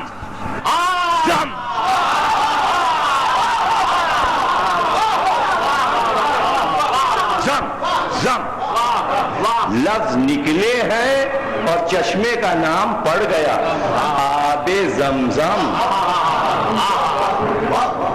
آب زمزم. پانی رک گیا. نبی نے فرمایا اگر ہاجرہ روک نہ دیتی تو مکہ ڈوب جاتا اس پانی میں. روک دی کہ بس ہمیں جتنا چاہیے کافی ہے, ہمیں جتنا چاہیے کافی ہے. تو زمزم اسماعیل کے قدموں کا صدقہ ہے, اور جتنا ملا ہے ہاجرہ کی وجہ سے ملا ہے. اس پر حق کس کا ہے؟ یہ ہے کس کا؟ یہ زمزم کس کا ہے؟ کس کی وراثت میں ہے؟ کس کی میراث میں ہے؟ اب پہلے جملے سے تقریر کو ملا لیجئے. کیا کہا تھا؟ پانی کے بغیر آبادی کہاں. یہاں سے بات شروع ہوئی تھی. بس تو پانی آ گیا تو آبادی ہو گئی, آبادی شروع ہو گئی, بستی بس گئی, تہذیب بن گئی, سب کچھ ہو گیا. جو اللہ چاہتا تھا وہ ہو گیا. ہندوستان میں نہیں, مصر میں نہیں, یونان میں نہیں. اس جگہ کیوں؟ صرف اس لیے تاکہ اللہ یہ بتائے کہ آبادیوں میں اگر بلڈنگ بنائی تو کیا, ایک ایسی آبادی جہاں انسان بھی نہ آبادی کر سکے, ہم وہاں آبادی بناتے ہیں. ہم نے اس جگہ کا انتخاب اس لیے کیا ہے کہ آج اس ترقی یافتہ دنیا میں جن کے پاس, ملکوں کے پاس زمینیں ہیں جو آباد نہیں ہیں, اس کا سروے کیا جاتا ہے اور نئی نئی پلاننگ کر کے نئی نئی کالونیاں بنائی جاتی ہیں. امریکہ کے پاس آبادی نہیں ہے تو وہ ہر سال نیشنلٹی کا اعلان کرتا ہے کہ گرین کارڈ دیں گے, اتنے لاکھ اس ملک سے آئیں, اتنے لاکھ اس ملک سے آئیں, تاکہ ان جگہوں پر نئی نئی آبادیاں بسائی جائیں جو جگہیں ابھی خالی پڑی ہوئی ہیں. یعنی انسان کی فطرت میں بھی یہ ہے کہ کوئی زمین خالی نہ پڑی رہے. کراچی جیسا وسیع علاقہ بھی سروے کے بعد طے کر دیا گیا کہ شہر آگے بڑھے, کالونی پہ کالونی بنتی چلی جا رہی ہے, کالونی پہ کالونی بنتی چلی جا رہی ہے. شہر جو ہے دوسرے شہر سے ملنے والا ہے. تو بھائی اللہ کیوں نہ چاہے گا کہ ہماری زمینیں آباد ہوں؟ اور یہ طے ہے کہ اگر انسان پوری دنیا میں آبادی پھیلا دیتا سے 10,000 برس پہلے, 5,000 برس پہلے, تو سب جگہ آبادی پھیلاتا, مگر اس جگہ کوئی انسان نہ جاتا پتھروں میں. تو اللہ نے کہا ہم وہاں سے آبادی کا آغاز کریں گے کہ جہاں انسان کا تصور بھی نہیں جا رہا ہے, اور اسی کو ہم کائنات کا مرکز بنا دیں گے. وہی شہر مکہ ہوگا, وہیں ہمارا گھر بنے گا, وہیں کعبہ بنے گا, وہیں آخری نبی آئے گا, اور وہیں قرآن نازل ہوگا. اور 5,000 برس پلک جھپکتے میں گزر گئے. اور اسی اسماعیل کے خاندان میں عبداللہ کے یہاں آمنہ کی گود میں بچہ آ گیا, جوان ہوا. جب 40 برس کا ہو گیا, 25 برس کی عمر میں شادی ہوئی, 25 برس کی عمر میں شادی ہوئی, 15 برس کے بعد پہلی وحی اقرا آئی. تو گھر میں افراد کتنے تھے؟ جب پہلی وحی آئی تو گھر میں افراد کتنے تھے؟ ایک جناب خدیجہ بیوی, اور ایک رسول خدا خود, میاں اور بیوی. بچے ہیں ہی نہیں, جو بچے پیدا ہوئے وہ مر گئے. گھر میں کوئی آبادی نہیں. اور ان کا یہ عالم ہے کہ پوری پوری رات پورا پورا دن غار ہیرا پہ گزارتے تھے، وہی رہتے ہیں۔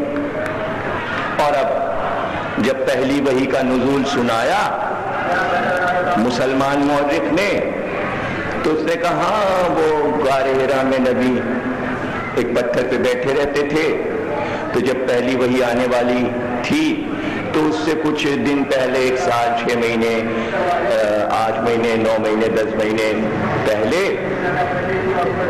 یہ ہوتا تھا کہ جبریل آئے اور جھانکنے لگے، کسی کھو سے جھانکا، چہرہ دکھایا، جیسے نبی نے دیکھا جبریل غائب، اور نبی ڈر جاتے کون ہے یہ جو جھانک رہا ہے۔ اب سب جگہ پڑھ لیجیے آپ، بچوں کو بھی یہی پڑھایا جا رہا ہے کہ ملک نے یوں جھانکا اور نبی ڈرا، جھلک دکھائی، سال بھر یہ تاکہ جھانکی ہوتی رہی، جھانک رہے ہیں، یہ دیکھ رہے ہیں، ڈر رہے ہیں، وہ جھانک رہے ہیں۔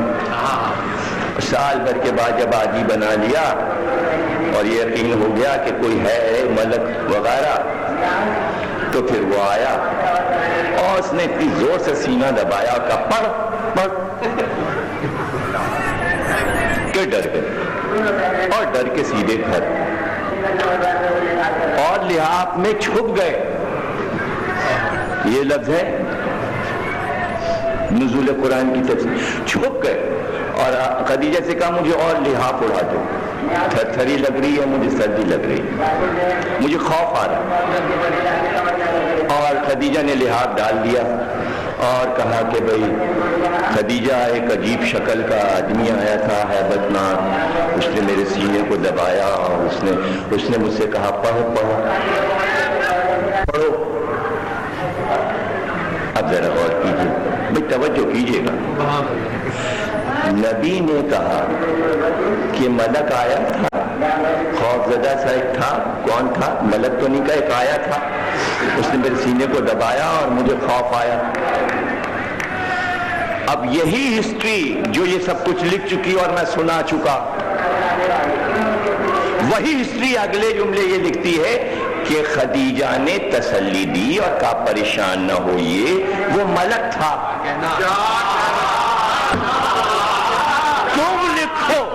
تم لکھو تو جائز، اور ہم ایسی کوئی بات کہیں، مبالغہ کر دیا۔ اب یہیں پہ بات رک جائے گی، پتہ نہیں میں پہلی وہی آج پڑھ پاؤں گا کہ نہیں، تلاوت ہو پائے گی یا نہیں، 15 منٹ رہ گئے ابھی گفتگو میں، لیکن جب تک یہ بات کامل نہ ہو جائے ہم اقرا شروع نہیں کریں گے۔ اور اگر آج بات کامل ہو گئی تو کچھ آیتیں پڑھ کے بات شروع کر دیں گے، پھر کل بات کامل ہوگی۔ خدیجہ نے کہا کہ آپ گھبرائیں نہ، یہ وہی ناموس ہے جو موسیٰ پر اور عیسیٰ پہ نازل ہوا تھا۔ خدیجہ نے اس کو نہیں دیکھا۔ کیا کہنا یہاں پہ بات رک رہی نا، آپ سمجھ نہیں رہے، ہم یہیں پہ رکے ہوئے، جب تک یہاں پر بات صاف نہیں ہوگی ہم آگے بڑھیں گے نہیں۔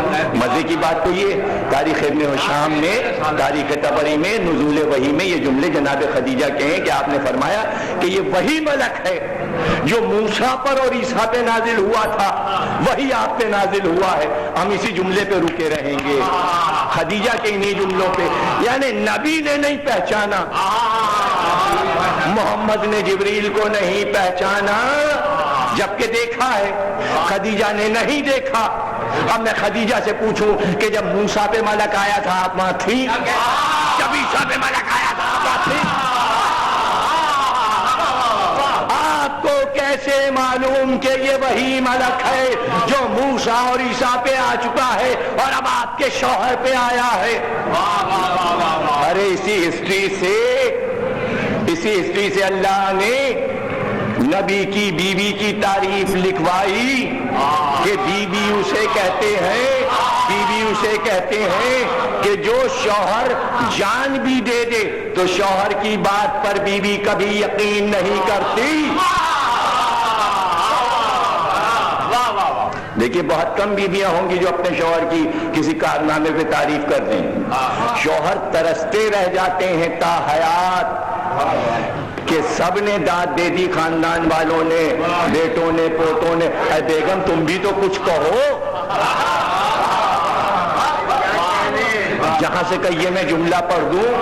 یادوں کی بارات جوش ملیح آبادی نے لکھی، پوری قوم کی زبان سوکھ گئی تعریفیں کر. کیا کتاب ہے، کیا کتاب ہے. اخباروں نے تعریف کی، رسالوں نے تعریف کی، ادیبوں نے تعریف کی، شاعروں نے تعریف کی، دانشوروں نے تعریف کی، سیاستدانوں نے تعریف کی. تعریف کے پل بن گئے یادوں کی بارات. اور جب نور صبا بیگم نے اخبار جہاں کے رپورٹر ہو کر گئیں اور بیوی سے پوچھا کہ یادوں کی بارات میں آپ کا کیا خیال ہے، کیسی کتاب ہے، تو پہلا جملہ جوش کی بیوی نے کہا اے سب جھوٹ بکا ہے اس میں جوش نے. بیوی کی ایک ہائے ہتھیا اور سارے دانشور اور شعراء اور سب کی رائے سب پہ پانی پھر گیا. بیوی نے کہہ دیا نا کہ سب جھوٹ بکا ہے جو صاحب نے اس میں سب گپیں ہاکی، اے کچھ سچ نہیں بولا. اسی طرح کہہ دیا. اور کیا تو بڑے سے بڑے آدمی کی بیوی ہو، شوہر کی کسی بات کو بڑی مشکل سے مانتی ہے. مانتی نہیں. ایک سادھو تھے تو وہ ہوا میں اڑا کرتے تھے، ہوا میں اڑتے تھے. تو اکثر جب تک مشق کر رہے تھے تب تک کسی کو نہیں بتایا تھا. جب مشق پوری ہو گئی اور اڑنے لگے تو ایک دن اڑے، اڑ کے اپنے گھر کے صحن کی طرف سے بھی گزرے، گئے ادھر سے اڑ کے. تھوڑی دیر کے بعد گھر میں واپس آئے. اب سارے محلے میں چرچا ہو رہا ہے ایک آدمی ادھر سے اڑ کے گیا تھا، جگہ جگہ بات ہو رہی. بیوی اپنے کام میں مصروف ہے، ابھی نے فکر. آخر میں جب انہوں نے دیکھا یہ کچھ نہیں کہتی تو سادھو مہاراج نے کہا جا کے اے اللہ ماری، ادھر سے کسی کو تو نے اڑتے ہوئے دیکھا تھا؟ تیرے صحن کی طرف سے کوئی اڑتا ہوا گیا؟ کہاں میں اپنے کام میں لگی تھی. تھا تو کوئی ادھر سے اڑ کے ادھر سے ادھر چلا گیا کوئی. کہا وہ میں تھا. اچھا تم تھے. جبھی میں کہوں ترچھے ترچھے کیوں اڑ رہے تھے، ٹیڑھے ٹیڑھے کیوں اڑ رہے تھے. دیکھیے اگر کام کا ذکر بھی کیا تو پہلے عیب نکالا. بیوی کام میں عیب نکال دیتی ہے. اب جملہ سنا دوں. ابھی جوش کی بیوی کا آپ نے جملہ سن لیا، سادھو مہاراج کی بیوی کا جملہ آپ نے سن لیا. آپ کہیں گے نبی کے گھر میں تھوڑی ایسا ہوتا ہے، نبی گھر میں تھوڑی ایسا ہوتا ہے. آیت آئی کا یہ حکم ہے. بیوی نے کہا یا رسول اللہ میں یہ دیکھتی ہوں کہ آیتیں بھی سب آپ کے ہی مطلب کی آتی ہیں. دیا نا جملہ میں نے، صحیح بخاری کا جملہ ہے، صحیح بخاری کا جملہ ہے. یعنی قرآن تو آ رہا ہے آپ پہ، کتاب تو آ رہی ہے، آپ نبی تو ہیں، وہی تو آ رہی ہے، لیکن عیب نکال دیا. ساری آیتیں آپ کے مطلب کی ہی آتی ہیں. ارے یہاں بھی بیوی نہیں رکی تو نبی کی بیوی بھی نہیں رکتی. اس جملے کا مزہ نہیں لیا. نبی کی بیوی بھی نہیں رکتی.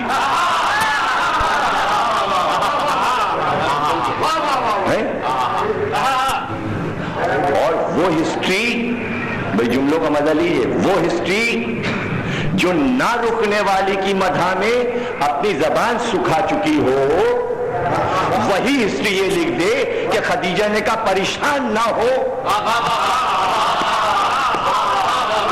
ارے کیا تھا اگر یہ ہسٹری یہاں پر ڈنڈی مار دیتی کہ بیوی نے کہا ارے آپ کو بخار ہے، کوئی بلا ہے.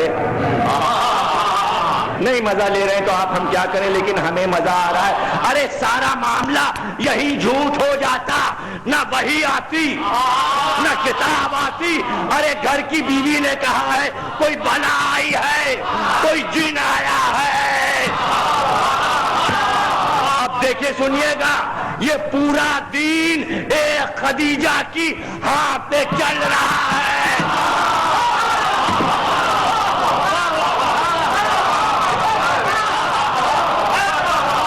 پھر جملہ دے دوں کہ اگر عورتوں میں اسلام میں کوئی صدیقہ پہلی ہے تو خدیجہ.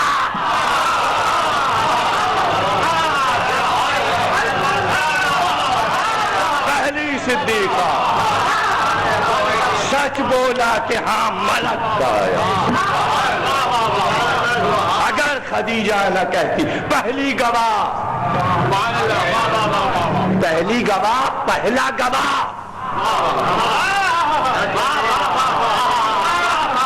پہلا گواہ. ارے محلے والے تو اب کہیں گے کہ ہاں آپ نبی ہیں، تو اگر کسی نے کہہ دیا تو پورے محلے کو ہم صدیق کہیں. اب دودھ والا بھی آئے گا صدیق، اب بڑھئی آئے گا صدیق، اب جس نسل کا آئے صدیق. ہاں سب صدیق، اب تو سب صدیق. جو مان لے سچا، جو تصدیق کر دے سچا. سب سے پہلے شانے پہ ہاتھ رکھ کے پریشان نہ ہو، یہ وہی ملک ہے جو موسیٰ پہ آیا تھا، جو عیسیٰ پہ آیا تھا.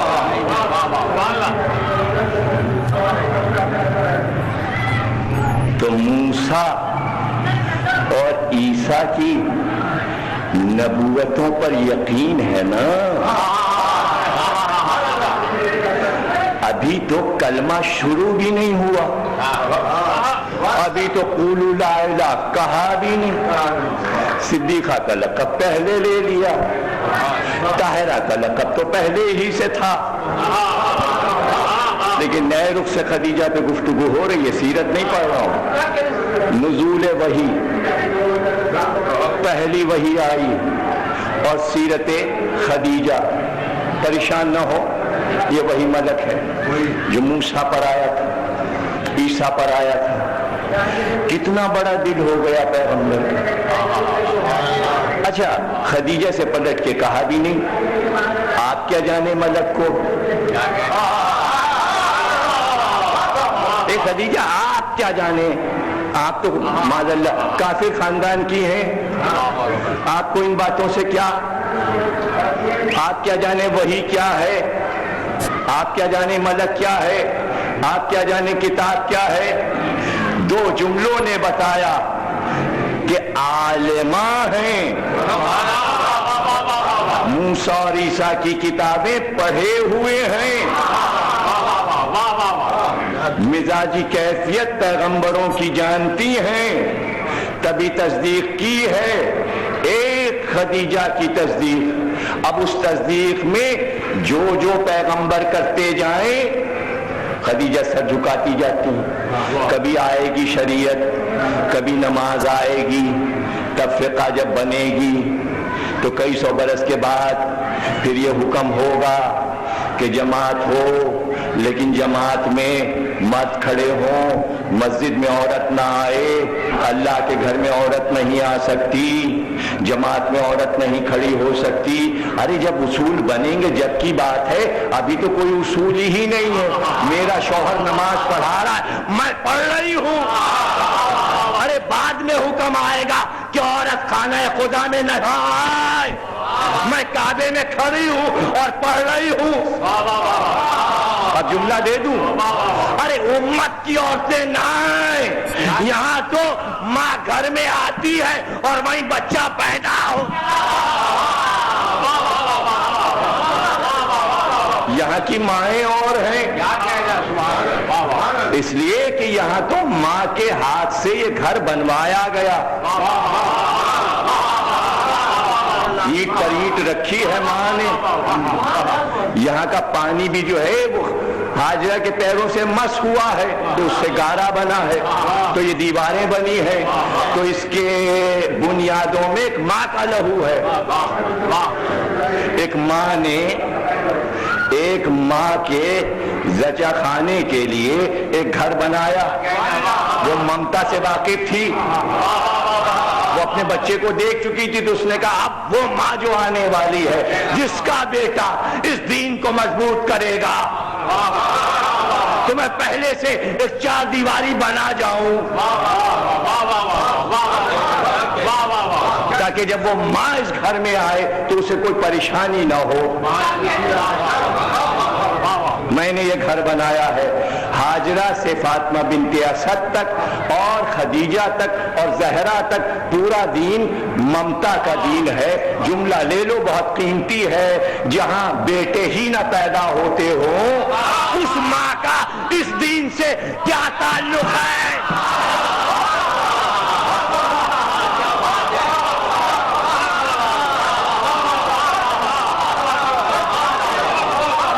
کیا تعلق ہے؟ اس ماں کی بات کرو جس ماں کے نسل سے یہ دین چل رہا ہے. وہ ہاجرہ ہیں، وہ خدیجہ ہیں، وہ فاطمہ بنت اسد ہیں، وہ فاطمہ ہیں.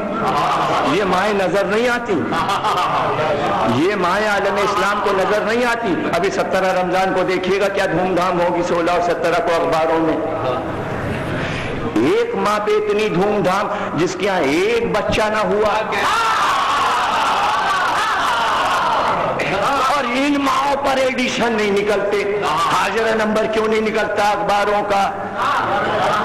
پاکستان کے اخبارات خدیجہ نمبر کیوں نہیں نکالتے؟ جن ماؤں نے یہ دین بنایا. بھائی اب یہیں پہ آخری جملے بس سمجھیے تقریر ہو گئی. اب اقرا تو کل پڑھیں گے، تقریر تو ختم ہو گئی. اب تو صرف اپنے مزے کے لیے میں کچھ جملے کہہ رہا ہوں اس لیے کہ ذکر ایسا آ گیا. 16 رمضان کے جنگ کا ایڈیشن سامنے آ گیا. اب اس سے آگے تو بات بڑھنی نہیں، اب تقریر بڑھے گی نہیں. بھائی یہیں پہ رکی، جہاں پہ بھی مزے کا جملہ آ جائے لیجیے ہم اتار آئے. تقریر ختم ہو گئی. جملے 2-4 جتنے بھی آتے جائیں گے ہم آپ کو سناتے جائیں گے. ابھی جملہ کوئی آیا نہیں. ایک سلوات پڑھیے گا. موضوع سامنے ہے، موضوع سامنے ہے، جملہ آیا نہیں ہے. لیکن اب جملے لیتے جائیے. یہ کیوں اتنی دھوم دھام 16 کو ہے؟ کس بات کی؟ کاہے کی؟ کس بات کا خراج ہے؟ صاحب پوری فقہ انہوں نے بنائی، یعنی دین کی تدوین انہوں نے کی، یعنی 60,000 حدیثیں انہوں نے دی. تو ایک ماں، جملہ دوں، وہ ماں جس نے بچہ تو نہیں دیا، 60,000 حدیثوں کو جنم دیا.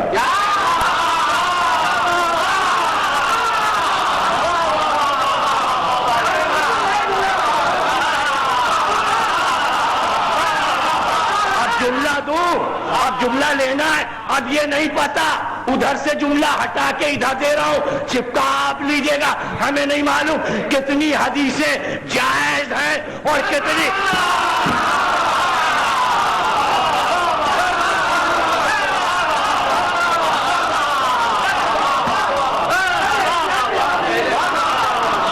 بہت احتیاط سے بات کیے جناب. پکڑ نہیں سکتے آپ، ٹیپ میں بھی نہیں پکڑ سکتے، کہیں سے پکڑ نہیں ہے. اس لیے کہ اگلا جملہ تو کہا ہی نہیں، صرف جائز کہا. وہ تو آپ نے لگا لیا ہوگا اس کے اپوزٹ. وہ اتمام آپ کرتے ہیں نا، احتیاط سے کام دیا غور کریں. تو ان کا بھائی اس لیے اچھا عجیب بات ہے. ہاجرہ نے ایک حدیث نہیں، جناب خدیجہ ایک حدیث نہیں، فاطمہ بنت اسد ایک حدیث نہیں، کوئی حدیث نہیں. نہ ہو حدیثیں، نہ ہو راوی. کیا کہنا؟ اب پتا چلا، اب پتا چلا. توجہ کیجئے گا. حدیث یعنی جو نبی نے کہا وہ یاد کر لیا، بعد نبی دوسروں کو سنا دیا. تو اس میں اپنا کیا ہے؟ اس میں اپنا کیا ہے؟ سبحان اللہ سبحان اللہ. کچھ مائیں وہ ہیں جو دوسروں کی اولاد پہ کرتی ہے. نہیں مزہ آ رہا؟ مزہ نہیں آ رہا بھائی. دو عورتیں آ گئی تھی نا بوالی کے دربار میں بچہ لے کے. بچہ تھا کسی کا، اکڑ لی دوسری ماں میرا ہے. ابھی تیرا کہاں سے ہے؟ لیکن اکڑ لی میرا ہے، مجھے دیا جائے. دوسروں کے بچوں پہ قبضہ کرنا یہ بہت پرانا دستور ہے. ایسی بھی مائیں ہیں، اور ماؤں کا ہاتھ سنا، ایسی بھی مائیں ہیں. تو اپنا کیا ہے؟ ابھی اپنا کیا ہے؟ تو پتہ چلا کہ یہ وہ مائیں ہیں، ہاجرہ، فاطمہ بنت اسد، خدیجہ. انہیں ضرورت نہیں کہ رسول کی حدیثیں لے کر یاد کر کر کے سنائیں، ان کا ہی عمل حدیث بنتا.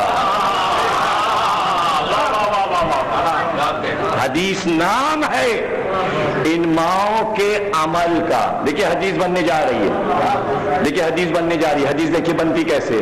دیکھیں حدیث بنی، راوی سامنے، حدیث چلے گی، راوی بیان کرے گا. اب راوی آپ کی نظر میں خود آ جائے گا. راوی کون؟ حدیث میں سنا رہا ہوں. کب تک آپ اس بوڑھی عورت کو نہیں بھولے. حدیث بننے جا رہی ہے. بخاری لکھے گی، مسلم لکھے گی، اس حدیث کو لکھی ہوئی ہے. مولانا تشریف فرمائے فرقان صاحب کہ یہ حدیث صحیح بخاری میں بھی ہے اور صحیح مسلم میں بھی ہے. ہر وقت آپ خدیجہ خدیجہ کرتے رہتے ہیں، اس بوڑھی عورت کو اب تک نہیں بھولے. یہ تو سوال ہے نا، حدیث تو نہیں بنی ابھی. یہ تو حدیث والوں نے کیا کہ حدیث سے پہلے کے جملے بھی حدیث میں شامل کر لیے. حدیث کو یہاں سے شروع کیا. سوال یوں ہی لکھی حدیث، آپ اب تک بھولے نہیں اس کو. جب دیکھو تب اسی کا ذکر کرتے رہتے ہیں. اب حدیث بنی. جلال میں کہا، یہ جلال میں کہہ رہا ہوں، غصے سے کہا. کیا کہتی ہو؟ ارے اس کا ذکر کیسے بھول جاؤں کہ جب ساری دنیا نے مجھے چھوڑ دیا تھا تو اس نے یاد رکھا.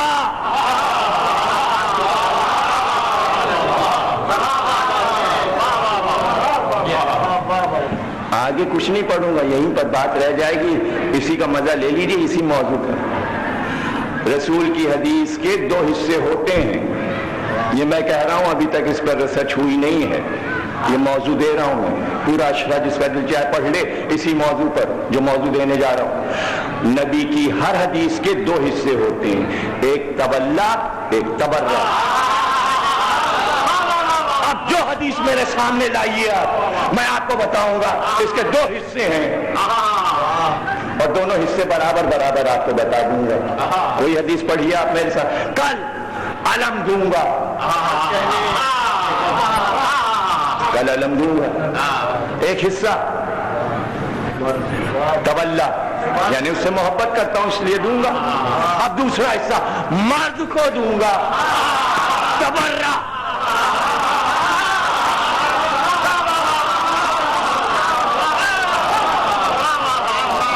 کوئی حدیث بھی، جو حدیث آپ کا دل چاہے آپ بیان کیجئے. میں بتاؤں گا دو حصے ہیں. تو نبی پہلے تولا کی بات کرتے ہیں پھر تبرع. دیکھا آپ نے. اب یہ حدیث آئی بخاری میں مسلم میں. کیا کہتی ہو؟ اس وقت خدیجہ نے میرا ساتھ دیا جب ساری دنیا مجھے چھوڑ چکی تھی. محبت. حدیث کا پہلا حصہ محبت، تقریر کا آخری جملہ.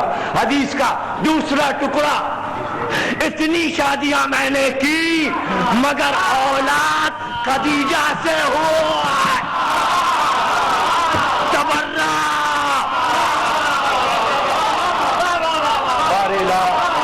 اس عبادت کو قبول، ہمیں کوئی غم نہ دینا سوا بحق محمد اور آل محمد. ہمیں جو بیمار ہیں ان کو شفا دے.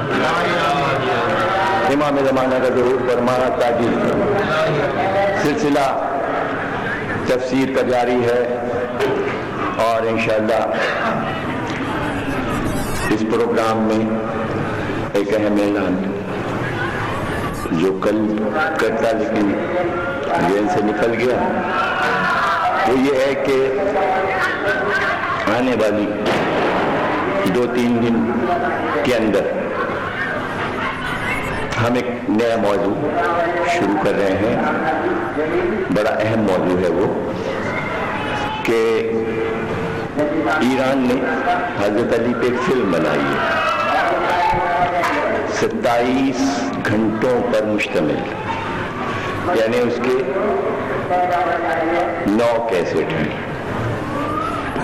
3 گھنٹے کا ایک کیسٹ ہے، طویل ترین فلم ہے حضرت علی کی لائف پر، وہ میں نے ایران سے منگوائی ہے۔ تو اس میں حضرت علی کی پوری حیات کا مذاق اڑایا گیا اور پوری فلم میں معاویہ کو ہیرو بنا کے پیش کیا گیا ہے، اور اس میں پوری فلم میں معاویہ چھایا ہوا ہے، اور حضرت علی کی لائف کے جتنے بھی واقعات ہسٹری میں سب غلط دکھائے گئے ہیں، خصوصاً شہادت کا واقعہ۔ تو اب یوں تو آپ کو ظاہر ہے کہ اگر میں اس پہ تقریریں کروں گا تو آپ کو کوئی لطف آئے گا نہیں، اس لیے کہ آپ نے فلم تو نہیں دیکھی۔ تو یہاں یہ اہتمام رہے گا کہ VCR اور ٹی وی رکھا رہے گا، VCR رہے گا، اور ریموٹ سے ہم بڑھا کے آپ کو وہ سارے سین فلم کے دکھائیں گے، اور سین رکے گا اور پھر ہم تقریر کرتے جائیں گے۔ پہلے سین دکھائیں گے، پھر ہم آپ کو تقریر جاری رہے گی۔ اب اس کے لیے یہ ہے کہ جو جیسے کہ ہمارے نسیم اندوبی صاحب بھائی پتن ہمارے کہتے رہتے ہیں کہ قوم خسارے میں جا رہی ہے، کہ قوم خسارے میں جا رہی ہے، ایسی تقریریں، ایسی گفتگو، اور قوم خسارے میں جا رہی ہے۔ تو ہم نے ان سے کہا کہ اکثریت تو خسارے میں رہتی ہی ہے، جو آ رہے ہیں ان کی قسمت دیکھیے۔ تو اس میں یہ ہے کہ خسارے والوں تک آپ جو آپ کے احباب پڑوسی ہوں، چونکہ اہم موضوع ہے اس لیے ان کو بتا دیں کہ اگر انہیں کچھ سننا ہے علی کی اصل لائف ہسٹری، یعنی چونکہ پوری لائف علی کی پیش کی گئی اس فلم میں، تو ہم ان تقریروں میں علی کی اصل لائف جو ہے کہ جس سے یہ فلم والے ناواقف ہیں، کیوں نہیں صحیح کہانی لکھی گئی؟ اس لیے کہ منبر پر اور کتابوں میں صحیح علی آپ نے نہیں پیش کیا ہوگا، ورنہ کہیں سے تو علی کی صحیح لائف مل ہی جاتی نا ان فلم والوں کو۔ اس لیے گفتگو اہم ہے کہ پوری صفین کی لڑائی جو اس میں دکھائی گئی ہے اور جمل کی لڑائی فلم میں دکھائی گئی ہے، وہ سب کچھ تاریخ میں نہیں ہے جو اس میں دکھایا گیا ہے۔ مثلا ایک جگہ معاویہ نے مالک اشتر کے منہ پر تھوکا ہے، تاریخ میں نہیں ہے، اس لیے کہ مالک اشتر اور معاویہ کا کہیں سامنا ہی نہیں ہوا ہسٹری میں۔ یہ میں ایک آدھ مثالیں چھوٹی چھوٹی آپ کو میں دے رہا ہوں، اور وہ فلم پورے ورلڈ میں پھیل چکی ہے، تو کم از کم ہماری طرف سے اس عہد میں ریکارڈ تو ہو جائے کہ ہم متفق نہیں ہیں اس غلط چیز سے۔ تاریخ میں ایک چیز ریکارڈ ہو جائے گی کہ ہاں ہم نے اس کو درست کر دیا، اور صرف یہی نہیں کہ ہم علی کی لائف ہسٹری آپ کے سامنے صحیح پیش کریں گے اس فلم کو دکھا کے، کہ جس میں ظاہر ہے کہ دیکھیے مسئلہ سارا یہ ہوتا ہے کہ مولانا تشریف فرما ہے فرقان صاحب، ان کی موجودگی میں یہ بات میں کہہ رہا ہوں کہ مولا علی پر نکتے بنا کے ذاکرین علی علی تو کروا لیتے ہیں، لیکن ہمارے جو موجودہ خطیب ہیں کسی میں اتنا آپ کی زبان میں، عوام کی زبان میں تبڑ ہی نہیں ہے کہ وہ پوری صفین پڑھیں، وہ پوری جمل پڑھیں، نہیں پڑھ سکتے، وہ بھی چھوڑ دیجئے، پوری بدر، پوری احد، پوری خندق پیسز پڑھ دیتے ہیں، جہاں پر واہ واہ کا موقع ہے وہ پیس پڑھ دیا، ایک پورے پس منظر کے ساتھ کہ بدر و احد خندق خیبر حنین کیوں ہوئی، کیسے ہوئی، اور اس کے اثرات کیا ہوئے، اس پہ کوئی گفتگو ہی نہیں، کوئی خطیب نہیں کرتا۔ عجب، یہ سب چھوڑیے، مولانا مزے کا جملہ سنیے، علی کی لائف ہسٹری سے کسی خطیب کو دلچسپی ہی نہیں ہے۔ سچی بات میں آپ کو یہ بتا رہا ہوں، اس لیے کہ مجھے اندازہ ہے جب میں صاحبال شیخ پورا یہاں وہاں گیا اور مجلس میں نے شروع کی تو مجلس سیرت نبی پہ پڑھیے، یہ بھی ایک موضوع ہے کہ آپ کے جو مرکز ہیں بڑے بڑے محرم کے، وہاں سیرت رسول 10 دن پڑھی جاتی ہے اتحاد کے لیے، اتحاد کے لیے۔ بھائی ربیع الاول میں سیرت رسول کیوں نہیں پڑھی جاتی؟ عید میلاد النبی پر عشرے کر کے شیعہ سنی اپنے امام باڑوں میں مہینہ بھر رسول کی سیرت پیش کریں. 10 دن امام حسین کے ہی ملے ہیں جس میں سیرت رسول پڑھی جائے گی. یہ کیسی بات ہے؟ چاہے پرانے خطیبوں نے یہ کیا ہو یا نئے کر رہے ہوں، غلط ہے یہ. 10 دن کے محرم میں کیا سیرت النبی؟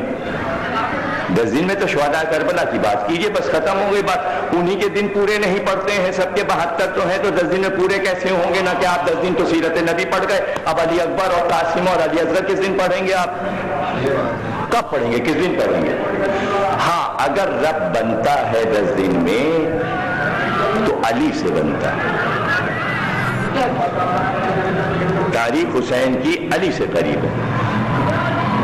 ایک چھوٹی سی مثال دے دیں نقطے والی، تاکہ آپ کہیں کہ بھئی یہ کیا کہہ رہے ہیں، تو نئی نئی باتیں سمجھ میں نہیں آ رہی، سیرت النبی تو پڑھنا چاہیے، اس کی کیوں مخالفت کر رہے ہیں؟ یہ وہ نہیں، ربط. اہم ترین موضوع ہے محرم کا کہ یہاں سے بات شروع ہوئی اور یہیں پہ ختم ہو گئی کہ حسین سے بیعت کا سوال ہوا تو سر کٹا دیا. تو اصل مسئلہ ہے بیعت. داد لوں گا آپ سے کہ سیرت النبی کیوں نہیں 10 دن پڑھنا چاہیے، داد لوں گا آپ سے. ایک نقطے میں سمجھا دے رہا ہوں، جہاں چاہے اس بات کو پھیلا لیجئے. یعنی مسئلہ محرم میں ہے بیعت کا. اب رسول نہیں آ سکتے اس میں، اس لیے کہ رسول سے بیعت کا سوال نہیں ہوا. علی آئیں گے، علی آئیں گے، اس لیے کہ جیسے حسین سے سوال ہوا علی سے بھی ہوا.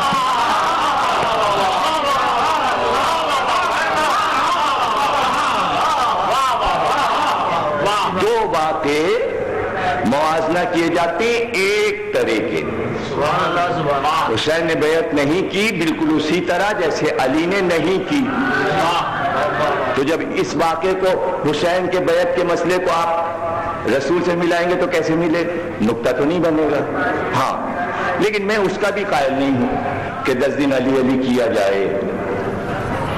اس موضوع کو بھی ہم چھیڑیں گے اسی زمانے میں کہ یہ مبارک مہینہ نظر علی ہو، اس لیے کہ علی کا مہینہ ہے، علی کی شہادت کا مہینہ ہے. تو اس رمضان میں علی پہ بات ہو تو اس میں ہم یہ بھی واضح کر دیں گے کہ جو چیزیں غلط پیش کی گئیں اسے صحیح کر دیں گے، اور یہ بھی بتا دیں گے جو زیادہ آپ کے لیے دلچسپی کا باعث ہوگا کہ کہانی لکھنے والے کو کہانی کیسے لکھنا چاہیے تھا. فلم کی کہانی کیسے لکھی جاتی ہے. مجھے نصیر اشتادی نہ سمجھ لیجئے گا کہ میں نے کبھی فلمی کہانی لکھی ہے.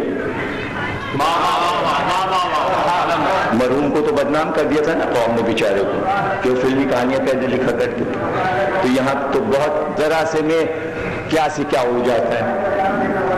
اچھا اڑنے کا خطرہ اس لیے نہیں رہتا ہے کہ بقول نسیم امروی صاحب کے کہ عوام تو آ نہیں رہے، خسارے والے آئے اور فساد شروع.